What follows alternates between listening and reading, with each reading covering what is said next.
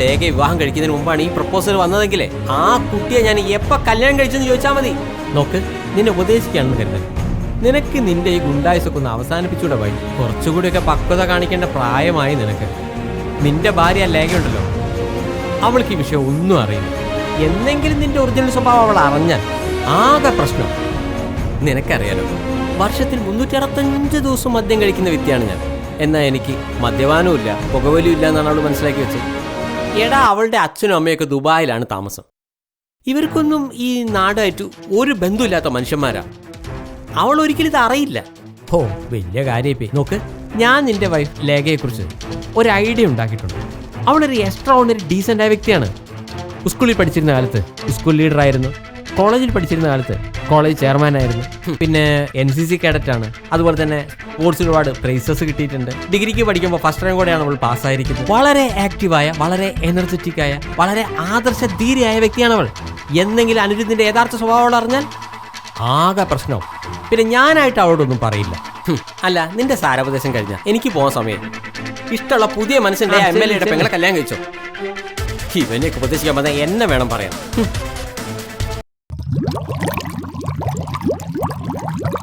ദേവി ശ്രീദേവി നീ ദേവലോകറാണിയല്ലേ റാണി. ഹലോ, എന്താണ് ഈടേക്ക് നമ്മളെ വിളിയൊന്നുമില്ലല്ലോ? എന്റെ ശ്രുതി, കഴിഞ്ഞ ആഴ്ച ഞാൻ മുംബൈയിലായിരുന്നു. നീ ഇപ്പൊ എവിടെയുണ്ട്? ഗാർഡനിലുണ്ട്. ഇന്ന് വൈകുന്നേരം കാണാൻ പറ്റുമോ? ശരി ശരി, കാണാം. ഹായ്.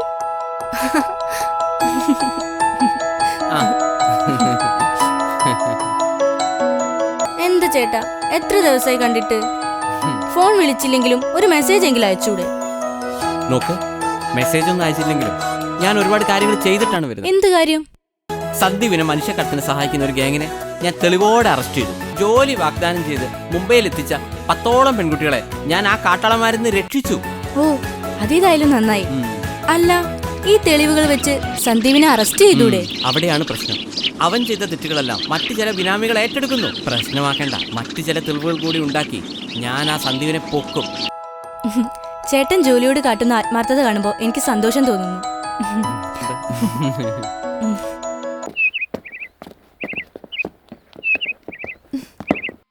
ടീച്ചർ. നീലിമേ, ഇന്ന് നിങ്ങൾക്ക് ഉച്ചയ്ക്ക് ശേഷം പുഷ്പ ടീച്ചറെ ക്ലാസ് ഇല്ലേ? അതെ മാഡം. ടീച്ചർ 3 ദിവസത്തേക്ക് ലീവാ. ടൈം വേസ്റ്റ് ആക്കണ്ട. എങ്കിൽ പിന്നെ ആ അവറ് നീ ടീച്ചേഴ്സ് റൂമിലേക്ക് വന്നു. നമുക്കിന്ന് ഇംഗ്ലീഷും ഹിന്ദിയും കൂടെ നോക്കാം. Okay, thank you madam.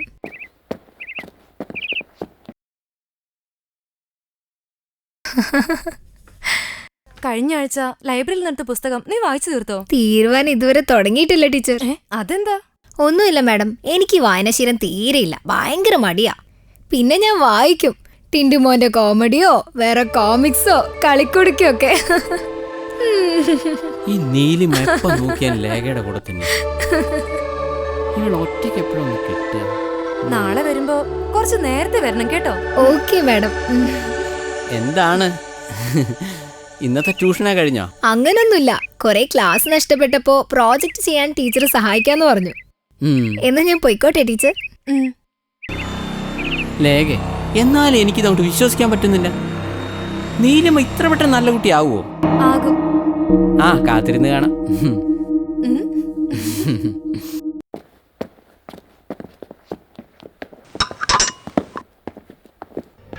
സാറേ, ചിരഞ്ജീവി സാറേ.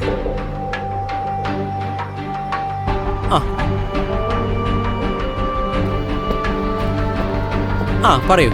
അത് പിന്നെ നമ്മുടെ സന്ദീപിന്റെ സുഹൃത്തും കള്ളക്കടത്തിലെ മുഖ്യ കണ്ണി മുംബൈക്കാരനൊരു ഹുസൈൻ അറസ്റ്റ് ചെയ്തിട്ടുണ്ട്. ഇവൻ ആ സ്വർണ്ണ കള്ളക്കടത്ത് കേസിലെ പ്രതിയല്ലേ? അതെ. ഈയിടെ ഇവൻ സന്ദീപിന്റെ ശത്രുവായി മാറിയിരിക്കുകയാണ്. ഞങ്ങൾ അവനെ അറസ്റ്റ് ചെയ്യുമ്പോ അവന്റെ കാറിൽ തോക്കും ബോംബൊക്കെ ഉണ്ടായിരുന്നു. അതെയോ? നമുക്ക് ഇവനെ വെച്ച് ഒരു കളി കളിച്ചാലോ എന്ന് ആലോചിക്കാം. അവൻ എങ്ങോട്ട് കൊണ്ടുവരൂ? അല്ല, മുംബൈയിലെ താവളം ഉപേക്ഷിച്ച് അങ്ങ് ഇങ്ങോട്ട് എഴുന്നള്ളിയത് എന്തിനാണാവോ? ഞാൻ സന്ദീപിനെ തേടി ഇറങ്ങിയതാ. സന്ദീപോ? അതെ, MLA-യുടെ മകൻ സന്ദീപ്. അവനാണ് കേരളത്തിൽ സ്വർണ്ണക്കടത്തിൽ ഞങ്ങളെ സഹായിക്കുന്നത്. പക്ഷേ കഴിഞ്ഞ മാസം അവനെ ഏൽപ്പിച്ച സാധനവുമായി അവൻ മുങ്ങി. ചോദിച്ചപ്പോൾ അച്ഛൻ MLA ആണ്, വേണ്ടി വന്ന് ഞങ്ങളെയൊക്കെ പൊക്കും എന്നവൻ ഭീഷണിപ്പെടുത്തി. അതുകൊണ്ട് അവനെ കൊല്ലാനാണ് ഞാൻ വന്നത്. എനിക്കതിന് കഴിഞ്ഞില്ലെങ്കിൽ എനിക്കതിന് സാധിച്ചില്ലെങ്കിൽ മറ്റാരെങ്കിലും ഞങ്ങളുടെ ഗാങ്ങിൽ നിന്ന് അത് ചെയ്തിരിക്കും. ഇവന്റെ അറസ്റ്റ് രേഖപ്പെടുത്തിയോ? ഇല്ല സർ, സാറ് പറഞ്ഞിട്ട് ചെയ്യാന്ന് വെച്ചു. എന്നാ പിന്നെ പെട്ടെന്ന് അത് വേണ്ട. നിങ്ങൾ ഈ പറയുന്ന സന്ദീപ് എന്റെയും ശത്രുവാണ്. എങ്കിൽ ഉടനെ തന്നെ ഞാൻ സന്ദീപിനെ നിനക്ക് കാണിച്ചു തരും. നീ എന്താണ് ചെയ്യാൻ പോകുന്നത് എനിക്കൊന്ന് കാണണം. ആ സന്ദീപിനെ ഇല്ലാതാക്കിയാൽ ഉടനെ തന്നെ ഞാൻ നഗരം വിട്ടു പോകുന്നതാണ്. നിക്കടാ അവിടെ.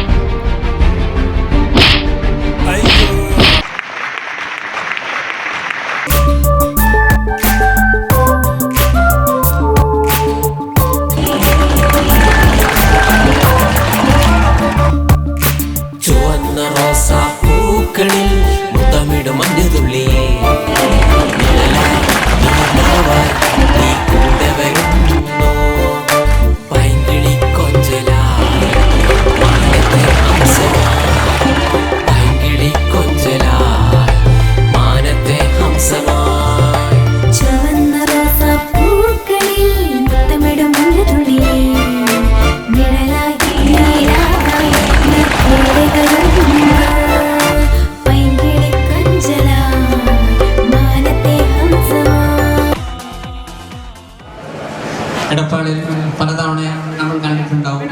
തീർച്ചയായിട്ടും ഒരിക്കൽ കൂടെ കാണാൻ സാധിച്ചത് വളരെ സന്തോഷമാണ്. ഒരു സൂപ്പർ ഹിറ്റ് ആവട്ടെ എന്ന് ഈ അവസരത്തിൽ ഞാൻ പ്രാർത്ഥിക്കുന്നു. ഒരുപാട് ഹിറ്റുകളിലേക്ക് നൽകാൻ സാധിച്ചിട്ടുണ്ട്. തീർച്ചയായിട്ടും ഈ ഒരു ബിസിനസ് സ്ഥാപനം ഒരു വമ്പൻ ഹിറ്റാവുക എന്ന് പ്രതീക്ഷിക്കുന്നു. തീർച്ചയായിട്ടും നിങ്ങളുടെ എല്ലാവരുടെയും സഹകരണം ഈ വിഷയത്തിൽ ഉണ്ടാവണം എന്ന് എല്ലാവരും. നമ്മൾ പലപ്പോഴും ഒരു സിനിമ ഹിറ്റാകുമ്പോൾ ആ നായകന്റെ പേരിലാണ് സിനിമ അറിയപ്പെടുന്നത്. ഒരു പാട്ട് ഹിറ്റാകുമ്പോൾ ആ ഗായകന്റെ പേരിലാണ് ഹിറ്റാവുന്നത്. ഇതിൻ്റെയൊക്കെ പിന്നെ ഒരു പാട്ട് ഹിറ്റാകുമ്പോൾ കഷ്ടപ്പെട്ട് ആ പാട്ട് എഴുതിയ ഒരാളും കഷ്ടപ്പെട്ട് മ്യൂസിക് ചെയ്ത ഒരാളും ഭാര്യയുടെ കെട്ടുകാരി പണയം വെച്ച് ആ സിനിമയൊക്കെ നിർമ്മിച്ച ഒരു മനുഷ്യനും ഇവരെയൊന്നും നമ്മളാരും ഓർക്കാറില്ല.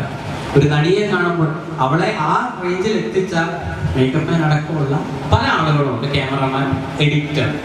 ഇവരെ ഒന്നും നമ്മൾ പലപ്പോഴും മറന്നു പോകുന്നു എന്നുള്ളതാണ് സത്യം. നമ്മൾ ഏതെങ്കിലും ഒരു സിനിമ സൂപ്പർ ഹിറ്റ് ആകുമ്പോൾ, ഇപ്പോൾ ബാഹുബലി സിനിമ കാണുമ്പോൾ നമ്മൾ രാജമൗലിയെ കുറിച്ചും അതേപോലെ തന്നെ പ്രഭാസിനെ കുറിച്ചും തമന്നയെ കുറിച്ചും സംസാരിക്കുമ്പോൾ അതിന്റെ ഗ്രാഫിക്സ് ചെയ്ത ആള് ആരാന്ന് പോലും ചോദിച്ചു കഴിഞ്ഞാൽ നമ്മളുടെ 99.9% ആളുകൾക്ക് അറിയില്ല എന്നുള്ള സത്യം.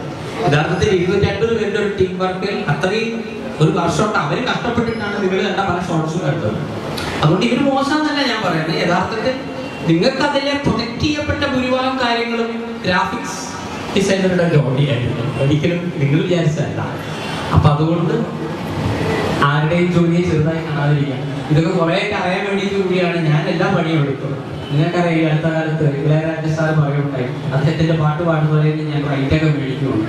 അപ്പൊ അതിനുശേഷം ഞാൻ ഇനോഗ്രേഷനിൽ പങ്കെടുത്തപ്പോൾ ഒരാൾ എന്നോട് ചോദിച്ചു, ഇങ്ങനെ സംഗീത സംവിധായകൻ പറഞ്ഞ ശരിയാണോ, നമ്മളൊക്കെ എല്ലാ പാട്ടും പാടാറില്ലെന്ന് ചോദിച്ചു. ഞാൻ പറഞ്ഞു, ചേട്ടാ ഭാവി എന്നോടൊന്നും ഒരാൾ അങ്ങനെ പറയരുത് എന്നുള്ള ചിന്താഗതി കൊണ്ടാണ് ഞാൻ തന്നെ പാട്ട് എഴുതി, ഞാൻ തന്നെ മ്യൂസിക് ഇട്ട്, ഞാൻ തന്നെ ചാടിക്കറി പാടുന്നത്. കാരണം ഇത് നാളെ മറ്റന്നാൾ ഞാനൊരു പാട്ട് പാടുമ്പോൾ ഇത് എന്റെ പാട്ടാന്ന് പറഞ്ഞ ഒരുത്തം വന്നു കഴിഞ്ഞാൽ നമ്മുടെ പണി പാടും. അപ്പൊ എന്തിന്റെയും പിന്നെ ഒരുപാട് എഫർട്ട് ഉണ്ട്. നമ്മുടെ പലപ്പോഴും ചിലതിനെ മാത്രമേ കാണുന്നുള്ളൂ.